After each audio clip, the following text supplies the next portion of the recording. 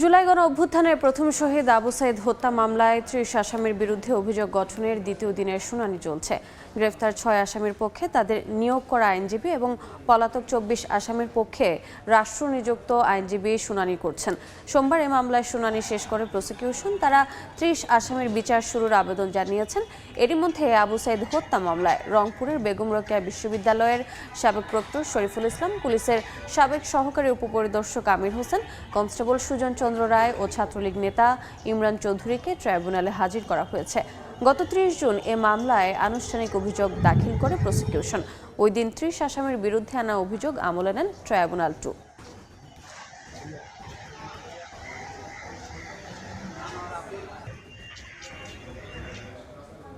এই মুহূর্তে আন্তর্জাতিক অপরাধ ট্রাইব্যুনালে আছেন সহকর্মী আফজাল হোসেন। সরাসরি যাচ্ছি তার কাছে।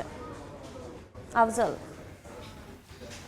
জুলাই গণঅভ্যুত্থানের প্রথম শহীদ আবু সাইদ হত্যা মামলায় ৩০ জন আসামি, এর মধ্যে ২৪ জন আসামি পলাতক রয়েছেন আর ৬ জন আসামি গ্রেফতার হয়ে কারাগারে ছিলেন। তাদেরকে আজকে ট্রাইব্যুনালে হাজির করা হয়েছে।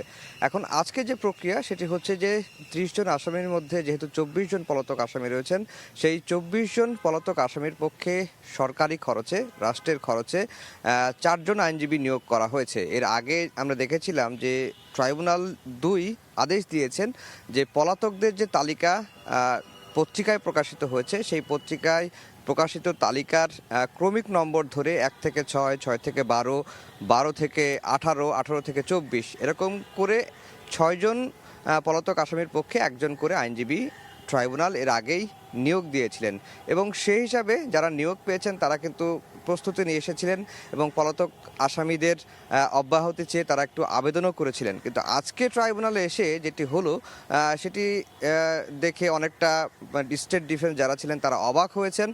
কারণ হচ্ছে আজকে ট্রাইব্যুনাল ২ এর চেয়ারম্যান বিচারপতি নজরুল ইসলাম চৌধুরী প্রত্যেক আসামি অর্থাৎ যারা স্টেট ডিফেন্স নিয়োগ পেয়েছেন তাদেরকে আসামি চেঞ্জ করে দেওয়া হয়েছে এবং এটি নিয়েই স্টেট ডিফেন্স যারা নিয়োগ পেয়েছিলেন তারা আদালতের কাছে গিয়ে বলেছেন যে আপনার অর্ডারের ভিত্তিতে আমরা যে আসামিদেরকে ডিফেন্ড করার জন্য পেলাম, আজকে এসে হঠাৎ করে কেন চেঞ্জ করা হলো, এতে তাদের যে সময়টাও গেল সেই সময়টা অপচয় হয়েছে এবং যাদের পক্ষে স্টেট ডিফেন্স নিয়োগ করা হয়েছিল তাদের জন্য তারা প্রস্তুতি নিয়েছেন এবং সেই অনুযায়ী ট্রাইব্যুনালের সামনে তাদের অব্যাহতি চেয়ে একটি আবেদনও করা হয়েছিল, সেটি আজকে ব্যত্যয় হয়েছে। এবং এর আগে আমরা দেখেছি যে গত তারিখে ৩০ জন আসামির বিচার শুরুর আবেদন জানিয়ে প্রসিকিউশনের তরফ থেকে শুনানি শেষ করা হয়েছে। এখন শুধুমাত্র যারা রাষ্ট্রনিযুক্ত আইনজীবী হয়েছেন পলাতক আসামিদের পক্ষে এবং যে আসামিরা গ্রেফতার রয়েছেন তাদের পক্ষের আইনজীবীরা শুনানি করলেই এই মামলাটির অভিযোগ গঠনের শুনানি শেষ হবে এবং অভিযোগ গঠনের একটি আদেশের দিন ধার্য করতে পারেন। হয়তো